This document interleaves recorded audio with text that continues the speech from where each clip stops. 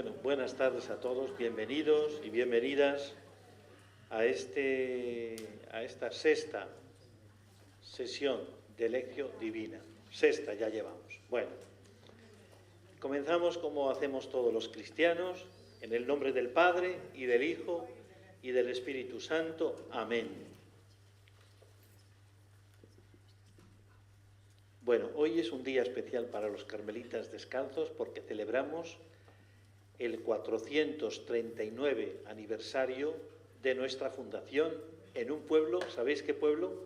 Bueno, es un lugarejo, ¿verdad?, que se llama Duruelo. Allí empezaron Juan de la Cruz, allí estuvo también la Madre Teresa, en un lugar que tiene mucho encanto, pero que es eso, un lugarejo pequeñito.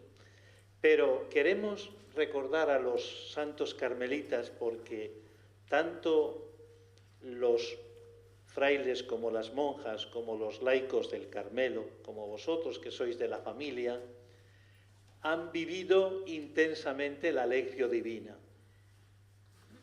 Creo que podemos decir que cada uno de ellos y de ellas son fruto aquí de la palabra de Dios. Han sabido escudriñar, estar en la palabra, y la palabra les ha embellecido. Bueno, entonces por eso les queremos recordar y compartir con vosotros esta fiesta del Carmelo. Hace 439 años, en Duruelo, nacimos los carmelitas descalzos. Bueno, y comenzamos también invocando al Espíritu. Siempre decimos que sin el Espíritu no podemos acercarnos a la palabra, porque la palabra tiene un tesoro escondido y solo el Espíritu que está escondido en nuestro corazón nos desvela este secreto, nos hace descubrir esta perla preciosa. Por eso oramos todos diciendo estas palabras que nos ha preparado Charo. Todos.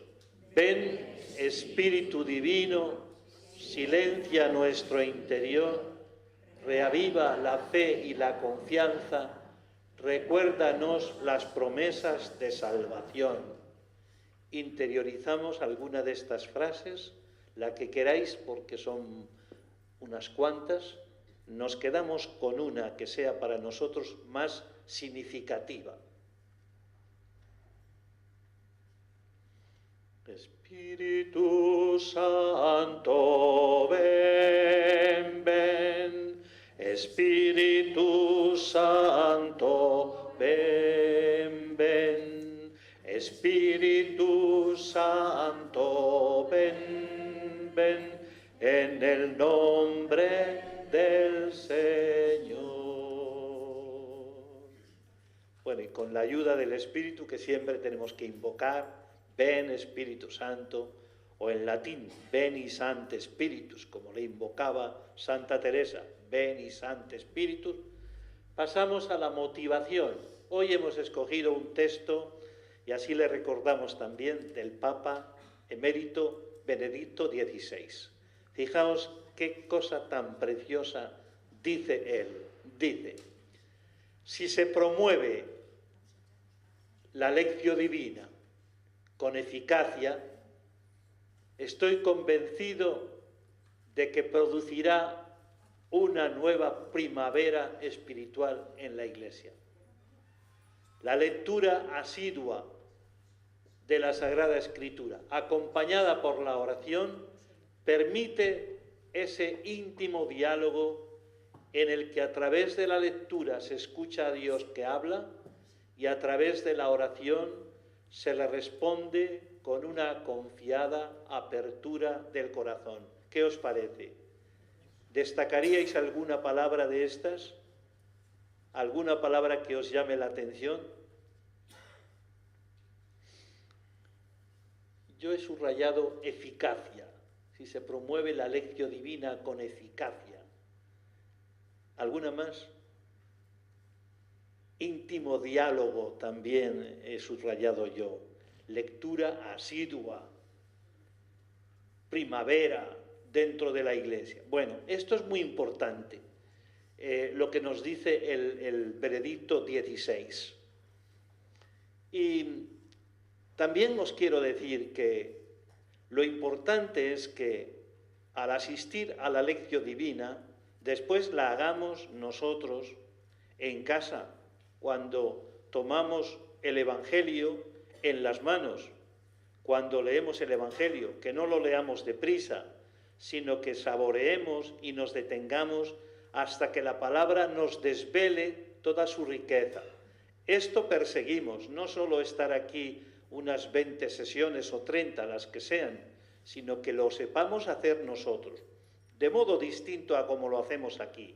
Pero el caso es que escudriñemos la palabra hasta que nos desvele al Señor que está escondido en la palabra. Bueno, y ya sabéis que hemos estado haciendo lección divina del Evangelio. ¿De qué Evangelio? ¿Os acordáis? De Mateo. Bueno, pues ahora en el Adviento y en este año litúrgico que empieza en el Adviento, vamos a leer al evangelista San Marcos. Bueno, y es una oportunidad el año litúrgico para encontrarnos con Jesús a través de una palabra que no pasará, dice un texto anterior al que vamos a leer en este domingo. Y vamos a leer el Evangelio de Marcos. El Evangelio de Marcos es el más antiguo de los 4, el que primero se escribió, y después Mateo y Lucas, acordaos que son los sinópticos, porque con un solo golpe de vista se puede ver más o menos un estilo y una organización parecida. Bueno, pues el de Marcos es el más antiguo, del que han copiado los otros. Y el Evangelio de Marcos es el Evangelio de la acción. Jesús está actuando. En este Evangelio no vamos a ver tanto la actuación de Jesús, pero vamos a ver una acción de Dios muy profunda que provoca la nuestra. La acción de Jesús, de Dios, provoca nuestra acción. Y Marcos en el Evangelio, que es el Evangelio también más pequeño, nos invita a responder dos preguntas fundamentales, vitales. La primera, ¿quién es Jesús? Para eso escribe el Evangelio Marcos, seguramente para comunidades de Roma, comunidades cristianas de Roma, en torno al año 50 de nuestra era. Y después la segunda pregunta, ¿quién es el verdadero discípulo? Por eso estas dos preguntas son vitales para nosotros, para el seguimiento de Jesús. ¿Quién es Jesús? ¿Y quién es el verdadero discípulo de Jesús? Pasamos. Bueno, el texto que vamos a leer, que es del capítulo 13 de San Marcos, forma parte de lo que se llama el discurso apocalíptico de Jesús. De hecho, ya sabéis que hay un libro que se llama así, ¿no? Apocalipsis. Bueno, pues a este capítulo 13 se le llama el pequeño Apocalipsis. Y Apocalipsis significa que por medio de un lenguaje a veces un poco extraño para nosotros, se manifiesta una revelación, un sentido escondido, siempre esperanzador. Normalmente el lenguaje apocalíptico acontece cuando la Iglesia, o el pueblo de Israel en su caso, experimentan persecución. Y cuando se escribe este Evangelio, empieza a haber persecución a los cristianos. Roma empieza a perseguir a los cristianos. Por eso, cuando parece que todo se termina, aparece la escritura apocalíptica que intenta transmitir esperanza a los cristianos para decirles, dentro de una situación muy difícil, muy dolorosa, hay un germen de esperanza y de vida. Por eso el lenguaje apocalíptico lo que pretende es llenar de esperanza a los cristianos. Bueno, pasamos. Aquí tenéis un resumen de todo el capítulo 13. Empieza con una pregunta de los discípulos. Un discípulo le pregunta a Jesús, le dice a Jesús: mira qué hermoso es el templo y qué hermosas son las piedras. Y esto dará pie a que diga Jesús: en verdad os digo que de esto no quedará piedra sobre piedra. Después está el panorama de la época: persecuciones, profecía de la gran tribulación, proclamación de la segunda venida de Cristo, parábola de la higuera, que todos conocéis, y finalmente un programa para los seguidores de Jesús, que es expresamente el texto que vamos a proclamar, que vamos a vivir en esta tarde y el próximo domingo. Bueno, nos acercamos, por tanto, a la lectura. Después de haber hecho la motivación y el contexto, nos acercamos a la lectura. Siempre preguntamos esto: ¿qué dice el texto? En este caso, Marcos 13, 33, 37. Un evangelio cortito, pero como veremos, muy sustancioso. Vamos a leerlo entre todos, despacito. Nos unimos todos. En aquel tiempo dijo Jesús a sus discípulos: estad atentos, vigilad, pues no sabéis cuándo es el momento. Es igual que un hombre que se fue de viaje y dejó su casa y dio a cada uno de sus criados su tarea, encargando al portero que velara. Velad entonces, pues no sabéis cuándo vendrá el Señor de la casa, si al atardecer o a medianoche o al canto del gallo o al amanecer. No sea que venga inesperadamente y os encuentre dormidos. Lo que os digo a vosotros, lo digo a todos: velad.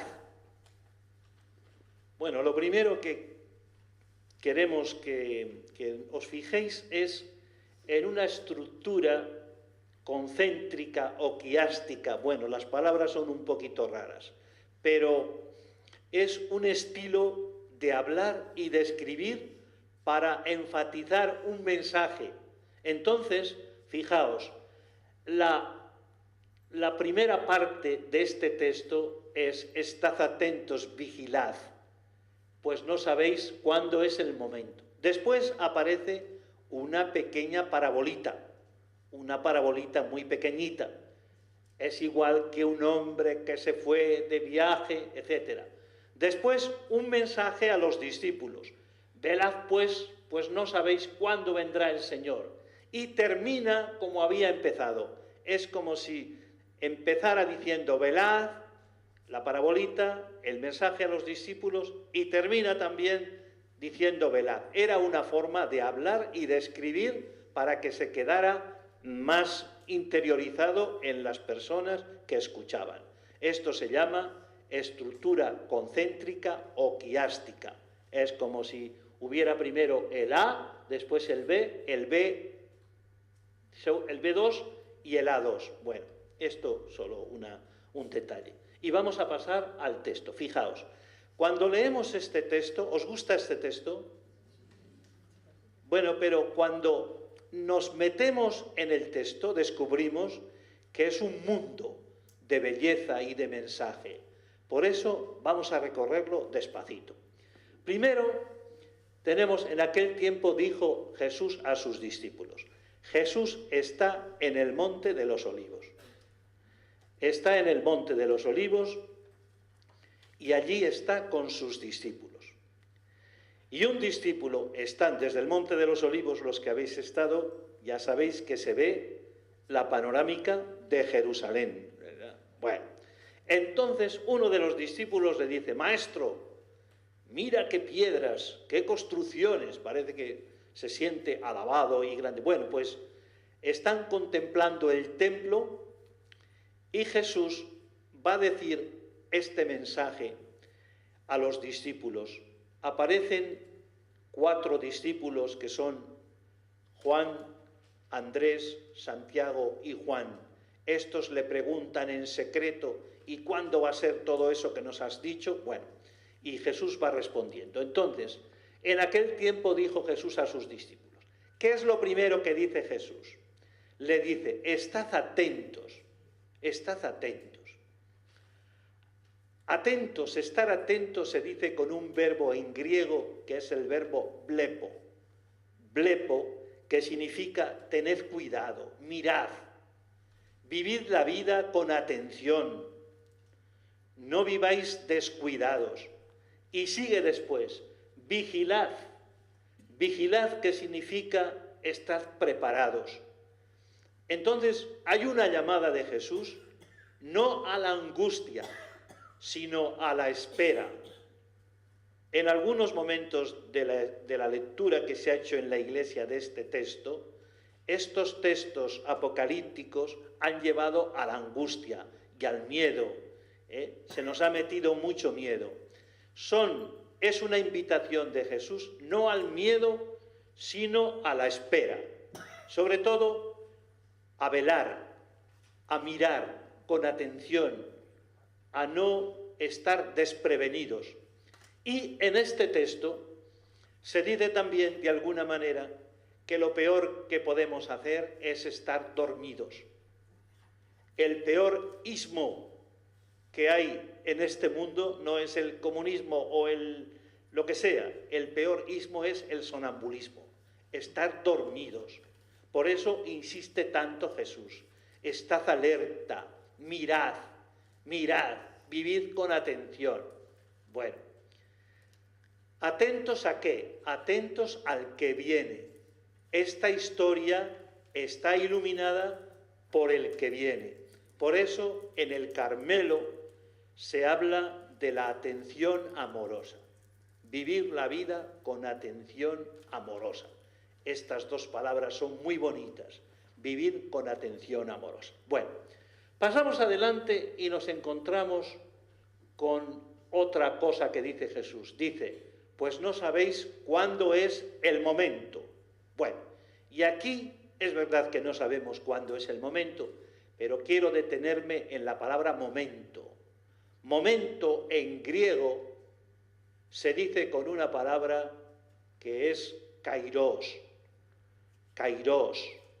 Para hablar de tiempo hay dos palabras en griego.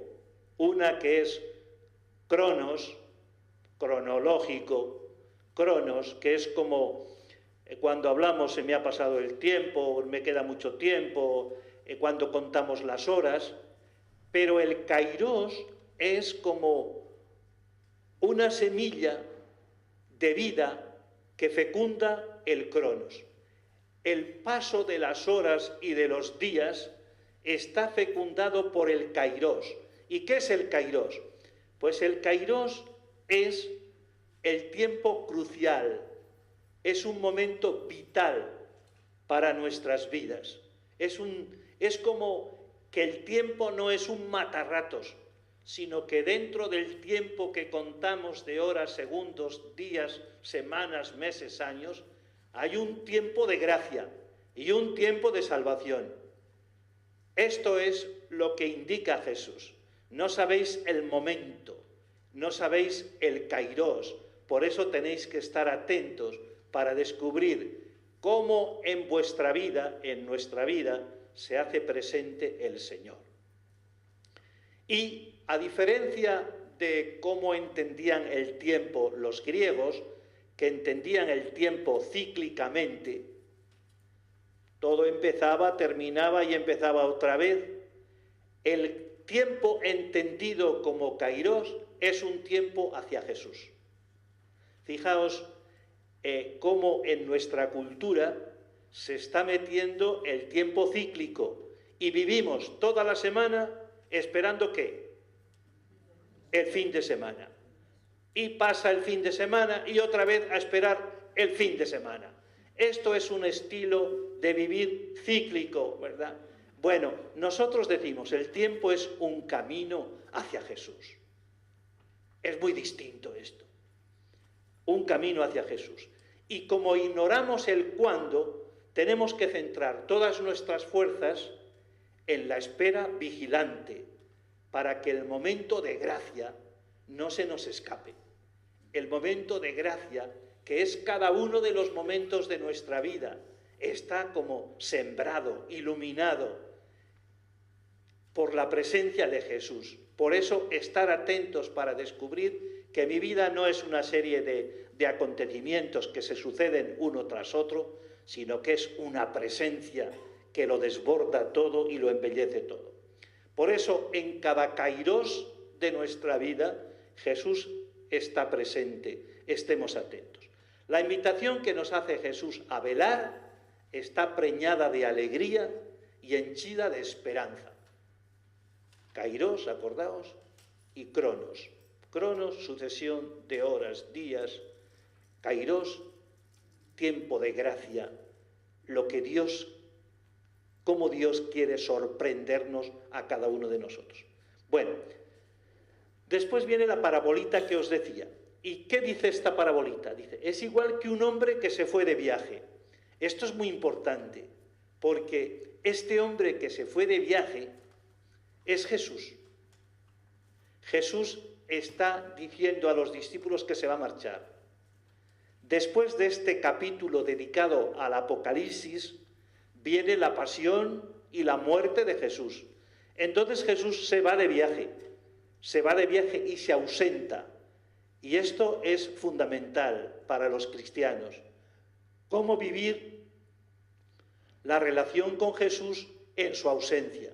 O si queréis, el Evangelio de Juan, el Evangelio de Marcos, habla de la incomprensión que suscita Jesús.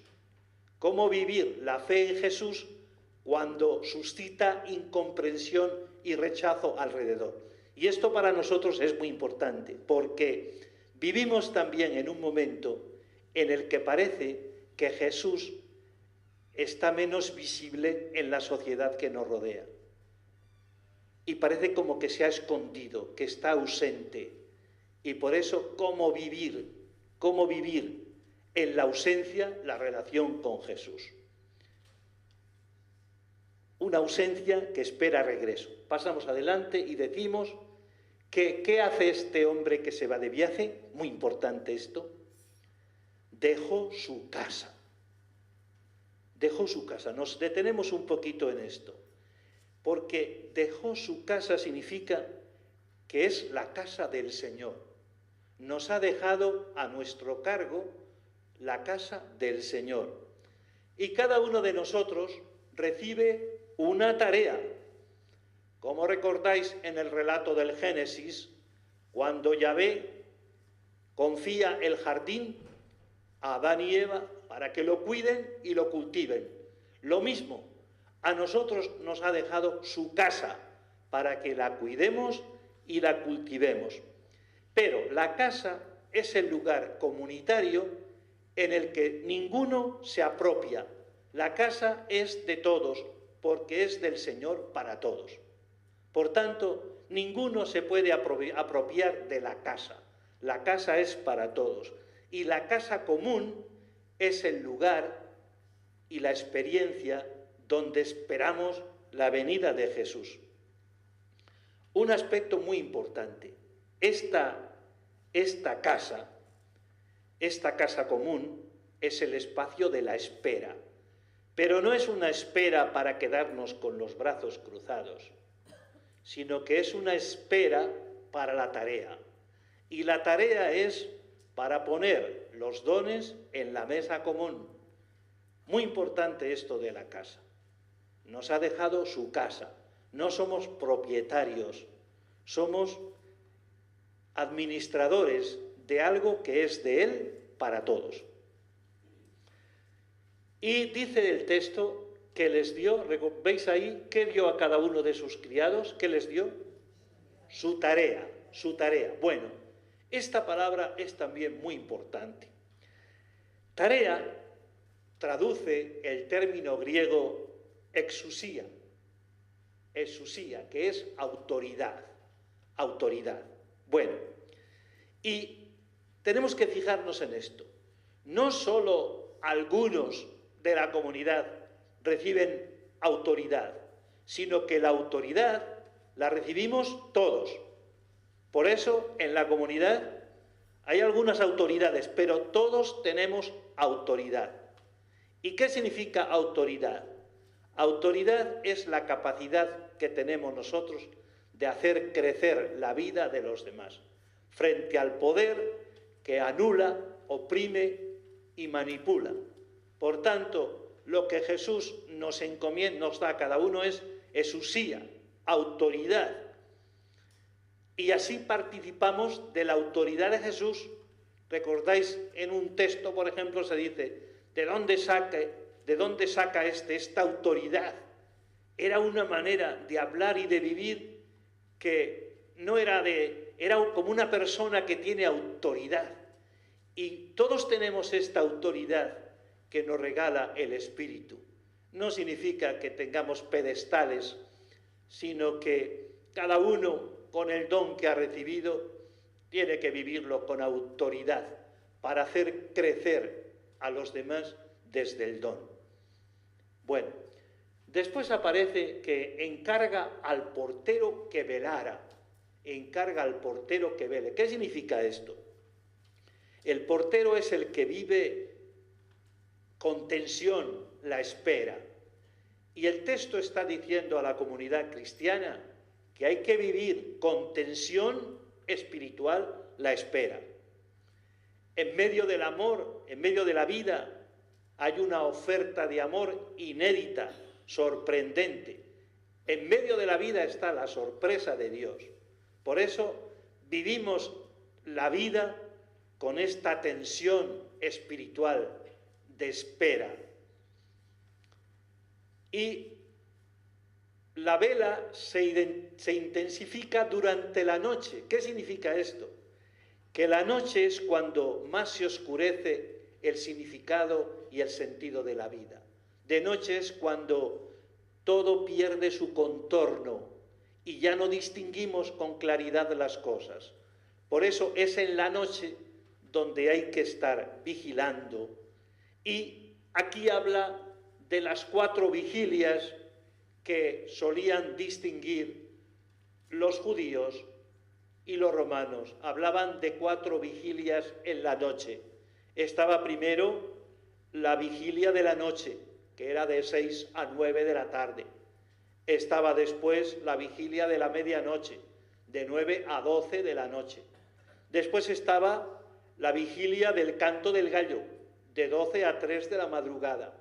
Y después estaba la vigilia del amanecer, de 3 a 6 de la mañana. Bueno, pues en la noche, cuando desaparece el contorno, cuando el enemigo puede entrar y hacer daño, es cuando el portero tiene que estar vigilante. ¿Qué quiere decirnos Jesús con esto? Que estemos siempre despiertos. ¿Nos está llamando Cristo a no dormir nunca? Bueno, pues nosotros tenemos que dormir para descansar, pero dice el Cantar de los Cantares que cuando uno duerme, el corazón que ama está siempre atento y vigilando. Por eso el amor hace que estemos viviendo también con vigilancia, con vela la noche. Y hay algunos, por ejemplo, los cartujos de nuestra ciudad, que rompen la noche constantemente, ¿verdad? Constantemente. 4 veces se van a la cama pronto, pero se levantan, rezan, se acuestan, se levantan, rezan, para expresar esta vigilancia activa. Y ellos vigilan también por nosotros, porque forman parte de nuestro cuerpo. Bueno, después dice que vendrá, no sea que venga inesperadamente. ¿Qué significa esto? Significa, bueno, os quería decir también que en el ejército romano, cuando un vigilante se dormía, lo condenaban a muerte. Tan importante era esto, ¿verdad? Que el portero esté vigilando para que no entre el enemigo. Jesús hablará también que en la comunidad el enemigo siembra la cizaña, ¿recordáis cuándo? de noche, de noche. Bueno, cuando la comunidad parece que está un poquito descuidada, entonces, bueno. Y venga inesperadamente. En cualquier momento puede venir el Señor, en la hora menos pensada. Por eso, todo momento, por pequeñito, insignificante que sea, es importante. A veces valoramos lo que es muy importante, pero lo pequeñito, como decía Santa Teresita, lo pequeñito, hacer esto pequeñito, o Santa Teresa que decía, hacer eso poquito, pequeñito, que está en mí. Bueno, al esperar vivimos con más intensidad la espera. Bueno, y finalmente la última parte, lo que os digo a vosotros, lo digo a todos, velad. De nuevo aparece que velar no es de los monjes, velar es propio de todo cristiano. Esta es la palabra clave. Quien se duerme va a la ruina. ¿Y por qué velar? ¿Por qué velar? Pues porque el Adviento es el otro con mayúscula que viene. Y nuestra vida es limitada, por eso si nos quedamos solo con nosotros, nos perdemos. Nuestra vida en su estructura más profunda es un gemido, un deseo, una búsqueda de este que planifica nuestra vida. Por eso es muy importante entender que no basta con lo que tenemos ni con lo que somos. Por eso, el que guarda lo que tiene, amparándose en lo que tiene para asegurar su vida, lo pierde. No está nuestra seguridad en lo que tenemos, ni en lo que somos, sino en aquel que esperamos. Por eso, la comunidad en el Adviento es la comunidad que toma conciencia de que solo en la espera se planifica. Podríamos decir que la comunidad cristiana tiene un gemido de Dios dentro, por eso estamos buscando. No nos contentamos con lo que tenemos, sino que arriesgamos en la búsqueda.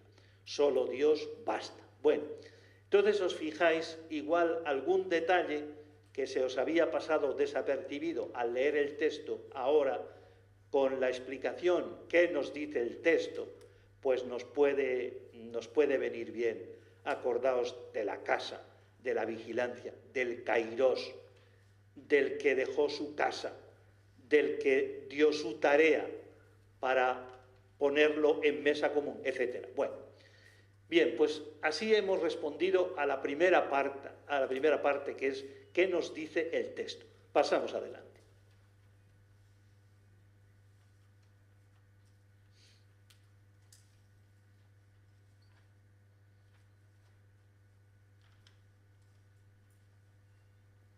Muy bien. Esto que os he dicho yo lo tenéis en el texto para que después lo podáis releer, subrayar, etc. Bueno, pasamos a la meditación. La meditación trata de responder a esta pregunta. ¿Qué te quiere decir Jesús en el texto? ¿Qué te quiere decir a ti y a ti y a ti y a mí? La palabra llama. Toda palabra llama. Jesús llama en la palabra. ¿A qué te llama? ¿A qué nos llama? Bueno, y aquí vamos a poner un poco de música de fondo y sencillamente voy a leer las preguntas para que vayan calando en nosotros. Quedaos con la pregunta que más os apasione, porque todas las preguntas creo que son interesantes. ¿Cómo esperas la llegada del Señor? ¿Con angustia? ¿Con pasividad? ¿Con alegría? ¿Cuál debe ser la actitud? ¿Tiene sentido para ti vigilar?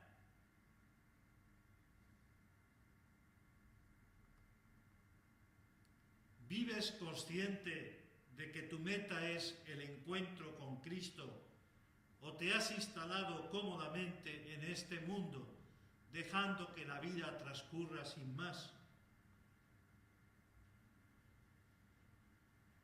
¿Cómo te ayuda el pasaje del Evangelio de San Marcos que hoy estamos analizando, cómo te ayuda a profundizar en el rostro de Jesús. ¿Qué te dice de Jesús? ¿Cómo te encuentra espiritualmente hablando la llegada de este Adviento?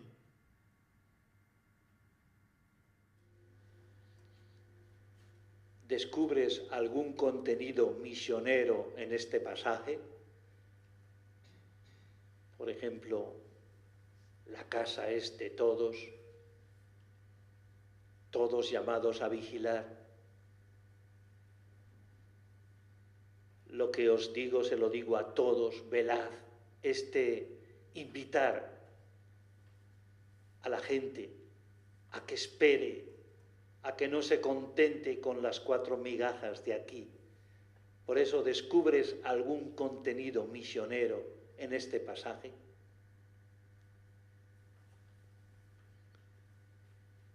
¿Cuáles son tus formas concretas de alianza?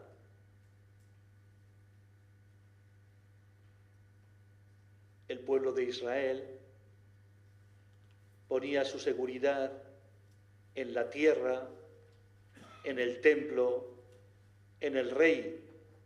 Pensaban que la alianza de Dios con ellos tenía esas mediaciones, el templo, la tierra, el rey. Pero el templo se desmoronó, fueron expulsados de la tierra y desapareció el rey.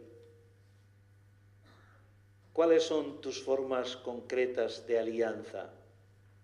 ¿Sientes que se desmorona tu fe, tu confianza, porque algunos elementos en los que ponías toda tu confianza se van también desmoronando?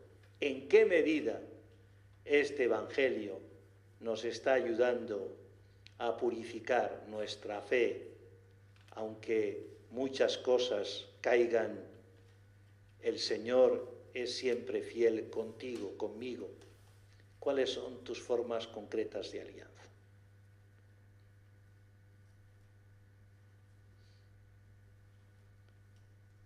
¿Qué cosas, formas, signos crees que el Señor te pide que trasciendas para acercarte a Él?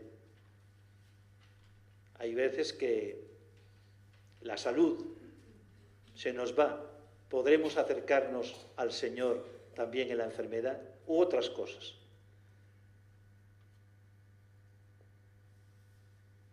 Y la última pregunta meditativa sería: ¿cómo cuidas la casa de la comunión?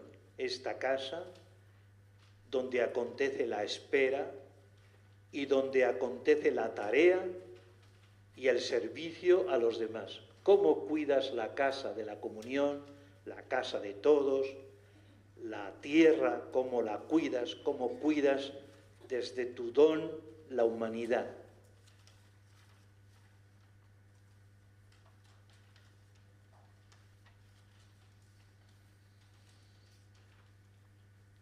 Bueno, pues a estas preguntas cada uno de nosotros responderá. Quizás alguna pregunta se os ha quedado más grabada. ¿Podéis decir alguna pregunta que os ha sorprendido, que os parece que va con vosotros, con vosotras? ¿Alguna pregunta de estas que hemos compartido? A ver. ¿Cómo esperar la llegada del Señor? Dicen por aquí. ¿Qué más? ¿Cómo esperar la llegada del Señor? ¿Cómo tendré que esperar? A ver, más. Otra por lo menos. ¿Cuál debe ser la actitud? ¿Cuál debe ser la actitud? Decimos que miedo no, ¿verdad? Miedo no. Indiferencia tampoco. Comodidad tampoco. Pues será, ¿cuál debe ser la actitud? ¿Cuál te parece, Isabel? Pues alegría confiada. Alegría confiada, dice, como para esperar a Jesús. Alegría confiada. ¿Estáis de acuerdo con esto? Bueno, pasamos adelante. Llegamos a la otra parte, que es la oración. La oración significa: ¿qué le digo yo a Dios? La palabra nos ha hablado a nosotros. Y nosotros ahora con esa misma palabra le hablamos a Dios. Es lo mismo que un bebé pequeñito, ¿verdad? ¿Cuántas veces se tienen que abajar sus padres, sus abuelos, para decir, di tata, di yaya, di mamá, di papá, ¿verdad? Le ponen las palabras en los oídos. Y un día este bebé dice algo parecido, como un balbuceo, dice algo parecido a mamá o a papá, o tata o yaya. Y todos dicen, ¡qué milagro! Bueno, la oración es igual. El Espíritu nos habla en la palabra, pero la palabra nos dice en la palabra lo que nosotros tenemos que decirle a Dios. Bueno, en concreto, ¿cómo orar esta palabra? Bueno, pues decimos, oramos por donde nos lleve el Espíritu, pero como estamos en un grupo, en el grupo de la casa común, pues queremos también orar con textos que tienen que ver con esto que hemos dicho. En primer lugar, con la Virgen María y San José, y leemos y decimos todos la parte que está en negrita. Con la Virgen María y San José, quiero esperarte, Señor, Maranatha. Con San Juan de la Cruz oramos en la ausencia del Señor que se va de viaje y decimos, ¿a dónde te escondiste, amado, y me dejaste con gemido? Como el ciervo huiste, habiéndome herido, salí tras ti clamando y eras ido. Con el profeta Habacuc, que dice aquí Charo que es un poco engreído en este texto, pero bueno, a ver qué os parece. Con el profeta Habacuc oramos en la prueba, cuando parece que nos quedamos sin nada, porque orar cuando todo va bien, pero ¿se puede orar cuando todo va mal? Bueno, pues oramos con el profeta Habacuc que dice, aunque la higuera no echa yemas y las viñas no tienen fruto, aunque se acaban las ovejas del redil y no quedan vacas en el establo, yo exultaré con el Señor, me gloriaré en Dios mi Salvador. Charo dice, ¿y qué sabe él lo que va a pasar cuando no tenga nada? Bueno, nosotros lo oramos también con el compromiso de alabar al Señor. Y con Santa Teresa de Jesús oramos pidiendo gracia. Hemos hablado del tiempo. Ella tenía experiencia del tiempo perdido, tanto tiempo perdido. Bueno, yo creo que quizás a todos nos pasa, ¿verdad? Que hemos perdido mucho tiempo, que se nos ha ido como se va el agua de las manos. Y entonces ella, en la exclamación cuarta, tiene esta oración, que es una filigrana, una oración que hacemos también nosotros al Señor. Recuperad, Dios mío, el tiempo perdido, con darme gracia en el presente y por venir, para que parezca delante de vos con vestiduras de bodas, pues si queréis, podéis. Bueno, y más oración que suscitará el Espíritu en cada uno y en cada una de vosotros. Bien, pasamos a la contemplación, que es como gustar lo que hemos escuchado, ya a veces no con palabras, sino con un sentimiento hondo dentro de nosotros. Entonces nos parece que podemos contemplar tomando conciencia de que somos amados. Somos amados y por tanto atraídos. El amor o nos encuentra iguales o nos hace iguales. Por eso el amor nos atrae. Toma conciencia de que eres amado, amada, atraído por Jesús. Segundo, el amor vela en la noche y por eso busca también en la noche. Buscando mis amores, otro texto de San Juan de la Cruz, el amor vela en la noche, busca. Quédate en el abandono confiado del solo Dios basta. Al final, nada te va a salvar, me va a salvar, sino solo este Dios que basta. Y finalmente, estate amando al amado. Es la mejor forma de esperar, de vigilar y de vivir el Adviento. Pasamos a la acción y de este texto una especie de programa para tu vida, mi vida cristiana.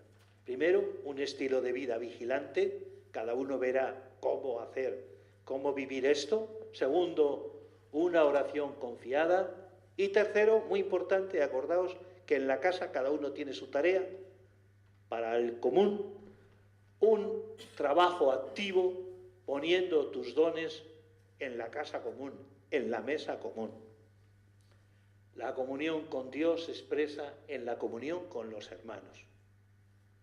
Bueno, por tanto, acción.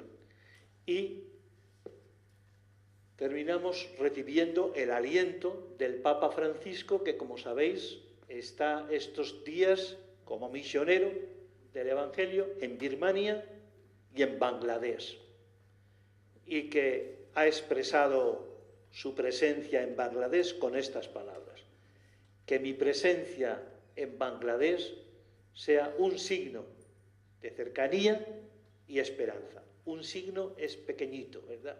Los signos no hace falta que sean grandes para ser significativos. Un hombre que lleva con su sotana blanca, ¿verdad?, es un signo pequeñito para un signo de cercanía y esperanza. Bueno, pues entonces esto es lo que hemos preparado para compartir con vosotros. Gracias, que paséis buena noche y el Espíritu os trabaje el corazón con la palabra. Amén.